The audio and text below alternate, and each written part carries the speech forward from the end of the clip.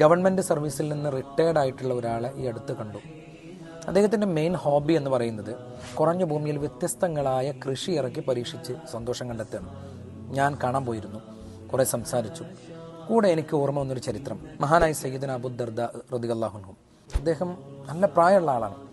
ആ സമയത്ത് അദ്ദേഹം തൻ്റെ മിച്ച ഭൂമിയിൽ എന്തോ ഒന്ന് നട്ടുപിടിപ്പിക്കാനുള്ള ശ്രമം നടത്തുകയാണ്. അപ്പോൾ അതുവഴി കടന്നു വന്ന ഒരാൾ അദ്ദേഹത്തോട് ചോദിച്ചു, അല്ല അബൂ ദർദ, നിങ്ങൾ ഈ സമയത്ത് ഇത് നട്ടുപിടിപ്പിച്ച് വളർത്തി വലുതാക്കി ഫലങ്ങൾ ഉണ്ടായാൽ നിങ്ങൾക്കിതിൽ നിന്ന് വല്ലതും കഴിക്കാൻ പറ്റുമോ എന്നാണ് അദ്ദേഹത്തോട് ചോദിച്ചത്. അബൂ ദർദ റളിയല്ലാഹു അൻഹു ചിരിച്ചുകൊണ്ട് പറഞ്ഞു, ഞാൻ ഇതിൻ്റെ ഫലം കഴിക്കട്ടെ കഴിക്കാതിരിക്കട്ടെ, വേറെ ആരൊക്കെയോ കഴിക്കുമല്ലോ. സ്വാഭാവികമായിട്ടും ഇത് ഫലം കായ്ക്കാൻ നിമിത്തമായ ആളെന്ന നിലയ്ക്ക് റബ്ബിൻ്റെ പക്കൽ നിന്ന് എനിക്ക് പ്രതിഫലം ലഭിക്കൂലേ, അത് മാത്രം മതി എന്നാണ്. അതായത് നിഷ്ക്രിയനാകാതെ തൻ്റെ വാർദ്ധക്യ സാഹചര്യത്തിലും അദ്ദേഹം പണിയെടുക്കുന്നു. നമ്മുടെ ചുറ്റിലും കുറേ ആളുകളുണ്ട്, അവരുടെ റിട്ടയർമെൻറ്റ് ലൈഫിലേക്കൊന്ന് നോക്ക്, ഒരു പണി ഉണ്ടാവില്ല.